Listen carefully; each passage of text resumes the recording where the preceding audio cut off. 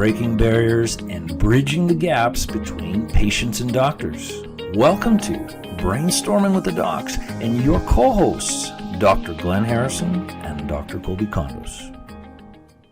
Hello, everyone, and welcome back to this week's episode of Brainstorming with the Docs. I'm Dr. Kolby Condos, my co-host, Dr. Glenn Harrison. How you doing, Dr. Kolby? Good, man. This is something, today's topic is something we talk about and vent to each other quite a bit. So I'm sure this is going to be a gem for everyone that's listening or watching. And that is going to be, why is it that my blood work isn't as complete as it could be? And we're going to break down why many people aren't getting all the labs that they need, and from whose perspective that is, whether it's the doctors or the patients. And we're going to do that starting right now. If this is the first time you've watched or listened to our podcast and you have questions on your own health or you're suffering from a specific health condition, turn on notifications, hit like and subscribe, and cruise back through some of our older videos because we do have a lot of content out. But without further ado, here we go, buddy. Why is it that blood work is so limited in certain cases? I know this would be a rant, so I'm looking forward to this. So yeah, why is our blood work limited? It's a conversation that I have pretty well every day, and that's why I think this podcast is so relevant. People are suffering, they're dealing with symptoms, and they go to their doctor, and the doctor says all their labs are normal, and then they come out of there and they're frustrated because they don't have any answers. So then they're floating around the internet, or they're talking to Sally down the street or John down the road, and then they find out that, wow, there might be another lab. Maybe it's been missed. And then they get really upset. Or they come into the office, my office or your office, and they say they have all the lab work that they need. And we're like, well, no, you don't. So trying to create some clarity in why that is, I think, is very important to accept and to know, and then to understand what you have to do if you want to get to the root of a health problem. So that's why I'm really looking forward to this. So maybe I'll get you to start off, Dr. Kolby. Why do, from a provider standpoint, a conventional medical model, why are they running limited panels? Why do you see that? I think that often, and I mean, this could be said for people who take insurance or don't take insurance. I think that a lot of the times it comes down to cost. When patients, they come into my office, I do my best to prepare them. Hey, if we want to run a really complete lab panel, this is what it's going to cost. We have the benefit of knowing exactly what it's going to cost the patient to run that lab because we've negotiated with these labs and we have contracts with these labs that say we are going to charge X amount of money. In a lot of different cases, insurance companies have renegotiated those rates. So doctors don't know exactly what's going to be paid and what's not going to be paid. So it's really a way that the doctor's unable to get a really complete picture about what they're interested in, because it comes down to being reimbursed, whether that's the provider being reimbursed or whether that's the patient actually getting a large bill in the mail. I had an example of this actually where one of my patients went through other primary care physician and they had taken a list of the labs that I was interested in running, and the doctor was like, yeah, I'll be more than happy to run those for you. Well, they ended up costing the patient like $1,200, where I could get the same panel for roughly $220. And then the patient was upset with the provider. She was upset with me. She was upset with their insurance company, and justifiably so. I mean, the lab panel was 6 times more than it should have been, roughly. But it comes down to reimbursement rates from the insurance company and how it's coded and stuff like that. So that is one really, really big reason. The second reason is sometimes it doesn't change the course of the treatment for the patient based on their symptoms. Yeah. So the doctor already has a pretty good idea about what he thinks is going on. And, he goes, well, we can run this test and it might cost you a little bit extra money. He or she decides that it might cost you a little bit extra money. So let's just assume you had it and go forward with treating you that way anyways. We're developing a strategy to implement for you, assuming that it's positive, which could or could not be beneficial depending on whose perspective you're looking at. From my perspective, I always want to have the most complete picture that I can. And if the difference between that is running an extra lab that's going to cost $60 or $80 or whatever it is, but then you have a more complete picture, then in my mind, it's worth it. But that is not always the case. That's true. That's true. So yeah, kind of summarize, you said, insurance has its limitations. Mm-hmm. Simply put, there, and then the other one is they don't need to know the why of the problem. The conventional medicine, a good example I know we always talk about is thyroid. A common cause of low thyroid function is the immune system damaging your thyroid. We've done three episodes on this, understanding the thyroid. But if the immune system's damaging the thyroid is being injured and it can't perform and make all that hormone, enough hormone. The medical model is not concerned with why they have the thyroid problem. They're just concerned, okay, thyroid hormone is low, so let's just add hormone in. But if it is autoimmunity to the thyroid, the immune system is damaging the thyroid. If you don't know that, your immune system could be targeting other tissues. So that's an example I always like to use. And the medical model is not running, one of the reasons they're not running the tests, of course, is insurance. And the other reason, it wouldn't change the course of care. Like you're saying, they're not asking the why of I'm trying to identify the cause of the problem. They're just, there's a problem. It doesn't matter. So those are two big things. I know you and I were talking about the goals I guess that kind of was the goal of, we'll call it medical labs or conventional medicine, lab protocols versus more integrative. What are some of the goals? I guess I kind of touched on. So yeah, I mean, the goal ultimately is to get the patient better. I think on both spectrums. I think whether you're, whatever your profession is, if you're involved in medicine or health, you want to get the patient better. But I think for myself, and I can only speak for myself, like getting the most complete picture so that you can take into account all of these different concomitants that are affecting their health, right? So if it's that they're eating something that's triggering an immune response, you want to eliminate that. If it's that the patient is, we look at a perfect example of this is I'll actually throw a case in there. So I had a patient that came in, chronic fatigue, visual issues, stuff like this. She brought in lab work with her, and she had been to her primary care physician, and they ran a CBC and they ran a lipid profile. When I was looking at it, the markers were close to being in range, but some of them were out of range. And he was worried about her cholesterol, but I was more worried because her fasting blood glucose was actually in the range where it was like pre-diabetic. And since she had seen her doctor, her symptoms had become significantly worse. Vision was changing, all this type of stuff. So when I went through my exam and I found some stuff in there where I was concerned, I decided that we wanted to run more labs. And I reran all of those again. I ran, the CBC, I ran the lipid profile, but then I also tagged like some inflammatory markers, and I also put an A1C in there, a hemoglobin A1C, which gives you a longer picture about like the status of the blood sugar through the last 120 days of the patient. And what actually came back was the patient's fasting blood glucose was well over 400, which is really, really, really high. And her A1C was for over reference, 12. It should be under 99. Right? Yeah. For reference, it should be like under 100, and she was at over 400. Her A1C was at 12. And that should be under 5.6 and lower. Yes. So she was over double, and actually 4 times on the fasting blood sugar. And I'm not blaming this specific provider because he just didn't run it. It might have been an oversight, might have been that he didn't think, I don't know is the reasoning for this.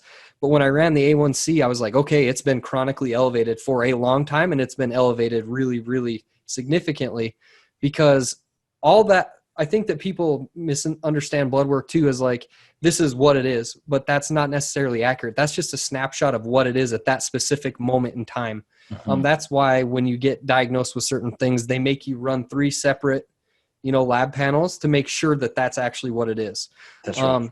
So this patient actually, we ended up referring out because it was so high. But yeah, that's a perfect example of like, you have panels, but you don't have as complete a panel as you should, or you have lab work, but you don't have as much lab work as you should.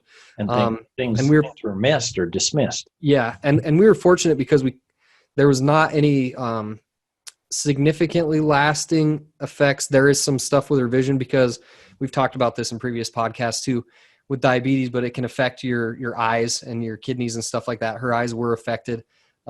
They've done some wonderful things with treatment in other places for eye stuff, and it's getting better. But can you imagine what it would look like had we not checked, and 8 to 10 months down the line, where she just I'm just getting a little bit older or something. She could have been permanently blind. She would have been, not could have been.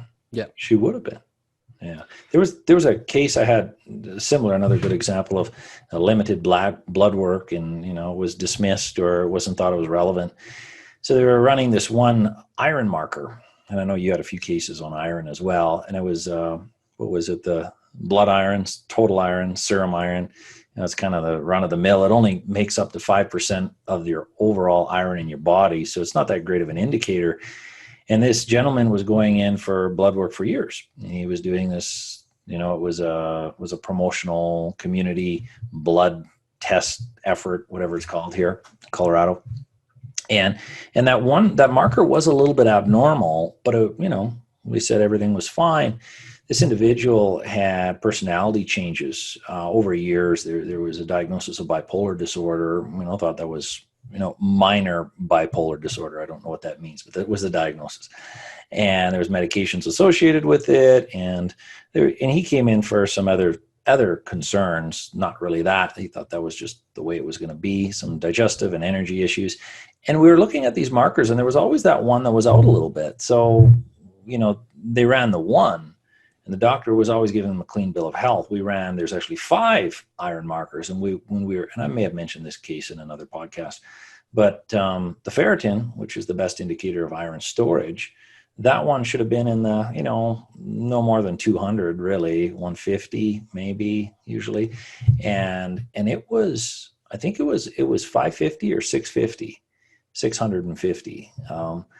And there's only 2 reasons for that, 3. Either he's eating cast iron frying pans, or he's eating bottles and bottles of iron, which, supplement, which I don't even know if you get it that high.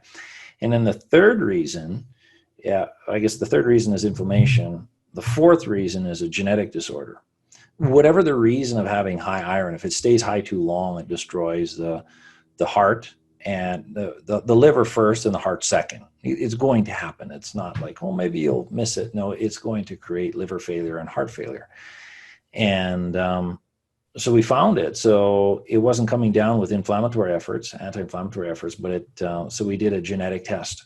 And we found out he had a genetic disorder, and he absorbs 900% more iron than someone without the genetic disorder, something called hemochromatosis. And anyway, he had to do blood draws. But we got the iron down, and it saved his liver, and it saved his heart. And then a really interesting thing, and I know we talked about this, Dr. Kolby, in a case, and his bipolar disorder faded and faded and faded. And he was diagnosed with bipolar disorder and on medication for decades. So, and then one of our colleagues, I know the one that identified the connection between high iron and bipolar tendencies. So, all over a simple lab test. I don't know what that lab test was, maybe $50. And even if it was $200, even if it was, can you imagine what? Even if it was, even if it was $50,000, because he's going to save his life. Yep. Save his heart and his liver. So, and then further on down the line, instead of having all these complications of liver failure and heart failure, imagine the amount of money that's going to actually save him. Mm-hmm. That's right. So now he can actually enjoy music. The medications prevented him from finding enjoyment in music, and he was a musician. We have talked about this. Yeah. So I guess the moral of the story is blood work is extremely important if you want to find out the root of the cause or the problems, as we always talk about. But I thought it was important to give explanation. We thought it was important to give explanation of why people have limited lab work. Yep. And I think I think I've told you this analogy before. This is how I explain it to my patients, right? So you feel bad, right? And you come in, they do some lab work, and some of it's out of range. And it's like, okay, you get a little like check engine light that comes on, right? Mm-hmm. But if you're not sick enough and you're not feeling bad enough, you're going to keep driving the car until that thing starts blinking pretty furiously at you like, hey, something's seriously wrong. Don't wait until the light's blinking at you and it's super mad at you and your engine's starting to knock and it's sputtering down the road. If you're not feeling good and some of your lab markers are coming up abnormal, well, then investigate why that is. That's right. In a lot of cases, there is, in many cases, an easy explanation, few diet or lifestyle modifications, and you can bring it back. Here's the thing: if it doesn't go back, so this guy's iron, you addressed lifestyle, you addressed diet, you addressed if he was taking the supplements. Well, if it stayed high, well, then you got to investigate why it's high, right? Yeah, and that's what we did. And we went a little deeper and did the genetic test, and we caught it. We caught it. So then he screened his family members, because it can get passed down. So siblings. But if that wasn't done, it would have, and I know you probably had cases like this, it would have resulted in more and more severe lab markers due to liver failure. Yep. And then and he would have caught a liver enzyme and a checkup, an annual checkup. But once that damage is significantly done, well, then what are they going to do? They're going to go for a liver biopsy. They're going to do all these things and just do basic blood. Well, we call it basic. It's not basic, but do the lab work, find out the cause of the problem, correct it before the organ system failure. I don't know. I know we talked about different, what is thorough blood work? Well, I gave an example of commonly, conventional medicine. We'll just say insurance. They're ordering one iron marker. There's four or five, it might be five, I can't remember. And thyroid, we butchered this and our thyroid series of three episodes where usually people are given, 1 to 2 markers. Well, there's 12 or 13. You don't know the story till you do all of them. Gluten. Right. And it just goes to show you too, that if one of the basic ones is not normal, that's one of the ways that I practice, right? So I run the most basic stuff first. Yeah. Because I don't go out on every single patient and order $600 on blood. The guns are blazing. Yeah. Yeah. I don't do it. I order what I think is going to be the most valuable and the best, but fit for the patient first. And then I let that blood work lead me in the next step. If iron's out of it, if the standard iron is out, then run the other 5. If the thyroid marker's out, well, then why don't we run all of them? Right. Yeah. So it doesn't have to be all or nothing, but you do need to continue to use where the blood work leads you and continue to figure it out until you find it. That's right. Yeah, that's a good way. It's kind of like a breadcrumb trail. You follow it. You follow it. Like gluten. What is conventional medicine's gluten test? Is it 1 transglutaminase? Yep. 7? I can't remember. 3? Well, 3. It's 3, I believe. Yeah. Transglutaminase 3. And that's the one they'll confirm. But look at that Cyrex panel. How many is in that array 3? Oh yeah, there's a lot. 20. And if you don't know what Cyrex is, maybe we should do one on some, immunogenic and stuff like that testing. Yeah, that would be a good idea so people can understand. And again, I think it's important. If this topic really resonated with you and you're listening to this and you have some issues and you want to know more about diagnostic testing, just send us a message and we'll be more than happy to take feedback and change it up or go in the direction that's more relevant to what you want to hear. So, yeah. So I guess, do you have anything else to add, Dr. Kolby? I think that's it, man. If, like you said, if you have questions, comments, whatever, you can get a hold of us. Our email associated with the podcast is info@brainstormingwiththedocs.com. Dr. Glenn has got a ton of information on his website. His website is www.drgharrison.com. You can get on my website as well. My website is www.northlakescheropractic.com. Or just leave us an email and we'll do our best to get back to you. We check that pretty regularly and we'd be more than happy to, assist you if we can. Yeah, for sure. Well, that was great. I look forward to that next one, Dr. Kolby. Sounds good, buddy. I'll talk to you soon. Okay. Bye-bye.